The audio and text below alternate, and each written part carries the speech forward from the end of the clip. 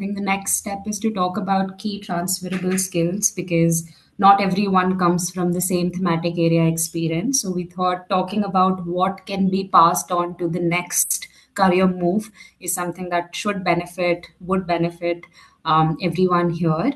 So we've listed down 6 things, starting with program management, program oversight, partnerships and fundraising experience, operations, finance, budget, etc., leadership experience, stakeholder engagement, and I think most importantly for the sector that we're in, advocacy.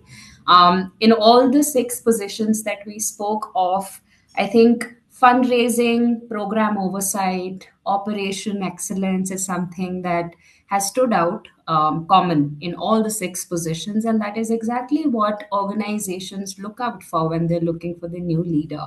And most importantly, I think across all 6 positions, advocacy still remains number one. Somebody who can advocate for the rights of different thematic areas, somebody who can actively work and pitch towards getting things done for that thematic area. So, yeah, as a leader, the organizations that we work with, the roles that we've spoken about, focus a lot more on culture fitment.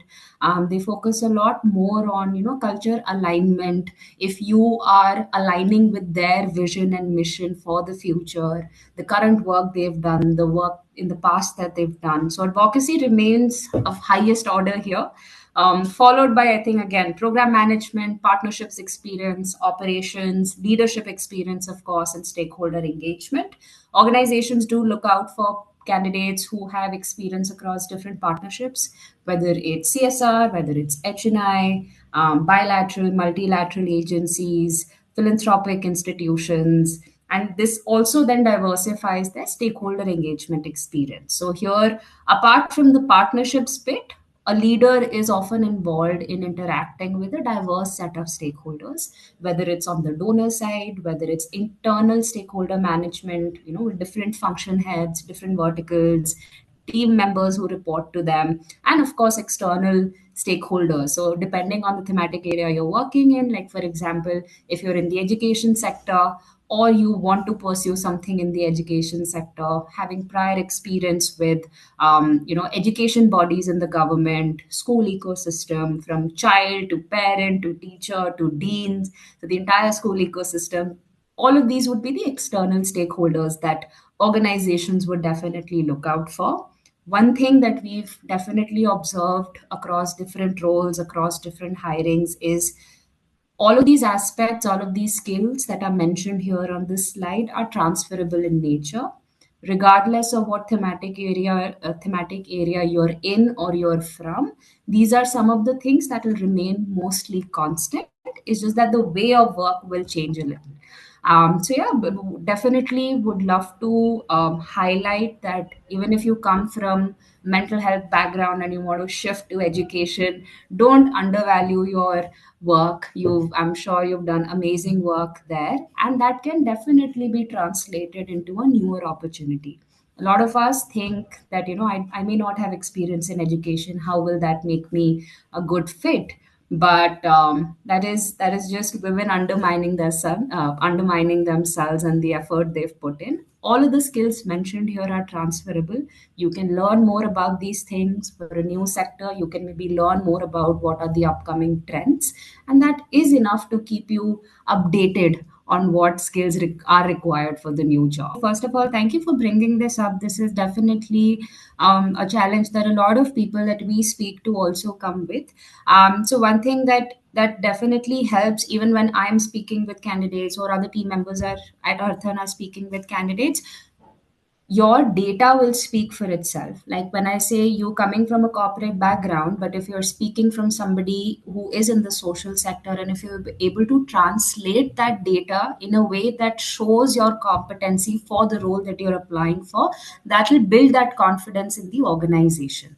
So of course, if you're looking at a finance position and if you don't come from that space, I would definitely encourage everyone who's interested in such opportunities to read more about what the organization means by this vertical, or the organization's demand is for this vertical. Some organizations, of course, have non negotiable requirements like I need a CA for this position. I need them to have completed certain years of experience in the CA, CFA space. So those are core expertise that organizations may look out for more for roles that are more programmatic, for roles that are more in the operations domain. These are some requirements that can definitely be tweaked.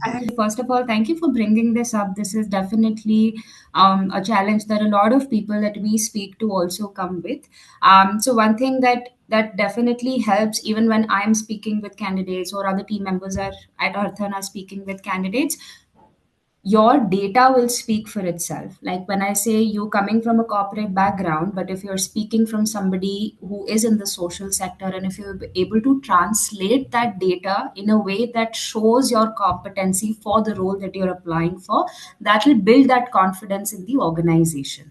So of course, if you're looking at a finance position and if you don't come from that space, I would definitely encourage everyone who's interested in such opportunities to read more about what the organization means by this vertical, or the organization's demand is for this vertical. Some organizations, of course, have non-negotiable requirements like I need a CA for this position. I need them to have completed certain years of experience in the CA, CFA space. So those are core expertise that organizations may look out for more for roles that are more programmatic, for roles that are more in the operations domain. These are some requirements that can definitely be tweaked.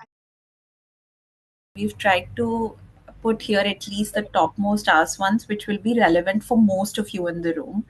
And yeah, so the first question that a lot of you have asked us is that how can someone with 2 decades of sector experience translate that wisdom to do more impactful professional work? Rashid, you want to take this up? Definitely. I think when you've spent 2 decades, when you've spent 20 years in the sector, your contribution naturally starts to shift. It becomes less about how much you can do and more about how much clarity, stability, and perspective you can bring into the work. So at this stage, your experience will be your advantage. Your experience will become a lens. You've seen what succeeds, you know what quietly falls apart, and you understand what unintended consequences may emerge. So, that wisdom allows you to help organizations make better decisions, avoid pitfalls, and think more long term. And I feel it also opens up a different kind of influence. So, mentoring newer leaders, shaping partnerships, strengthening the ecosystem as a whole. In many ways, the most meaningful impact after 2 decades comes from guiding others, anchoring complex situations, and bringing that depth to conversations that need it. So at the end, for me, I think I would like to say that the question here becomes not what more can I do, but how can my judgment and experience help others to do their best work. Yeah, thank you, Rashi. And I think in the earlier slides, also I had mentioned about mentorship and sponsorship. They are very, very important pillars of, accelerating women's leadership journey. And there is not enough that we can talk about it. So, of course, that wisdom helps. And yeah, and the second question that a lot of you had asked was what are the behavioral skills which are key for a strategic leadership position? And yeah, Rashi, please go ahead. Yeah. I think, like I said when I was earlier answering one of the questions, in strategic leadership's role, behavioral skills matter just as much as technical expertise. So, the first would be thoughtful judgment here, the ability to prioritize, to pause, and to make decisions that consider both today and the long term. So the second would be communication here, not in the sense of speaking more, but in being very clear, calm, and somebody who has the ability to align very different stakeholders. Like we spoke about different internal and external stakeholders in our key transferable skills as well. Leaders also need to be more comfortable with complexity, somebody who can see patterns, the ability to connect dots, and to make ambiguity feel navigable for their teams. And I think most importantly, there's that emotional steadiness that creates psychological safety in teams, and senior leaders set that tone for the teams. So when they show composure, they show curiosity, teams feel more confident. They feel more confident and comfortable bringing issues forward and taking that ownership. So these qualities definitely help leaders hold the room in a way that brings people together. Thank you, Rashi, and it's really wonderful to hear it from a recruiter's lens, right? As a person who was applying, a lot of times I also wonder, okay, that what is the recruiter looking for, or what is exactly the organization looking for. So to hear it directly from you, it's really helpful, and also this binds back together to what came out from the McKinsey report on what are some of the upcoming leadership skills that people are really looking forward to and are sort of seeking in potential leaders. So, really nice to see that there is some sort of semblance between what you're saying and in that report. And yeah, the final question that we have is the what should women keep in mind when negotiating role expectations, responsibilities, or boundaries for senior leadership positions? Awesome. Thank you, Nazneen. I think this is my favorite question.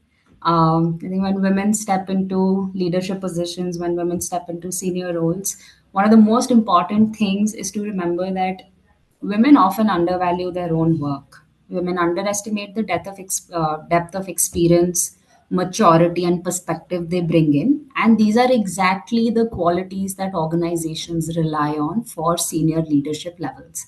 So, a large part of negotiating expectations or boundaries is first recognizing your own value with clarity. It also then helps to approach the conversation from a place of strength and value rather than gratitude. The senior roles, leadership roles are not favors being extended. They're a recognition of the judgment and steadiness you've built over the last few years. So when you recognize the value you bring in, the conversation becomes much clearer and easy. You're able to discuss what the role realistically should look like and include what decisions you can come and own and what kind of support you need to do the job well.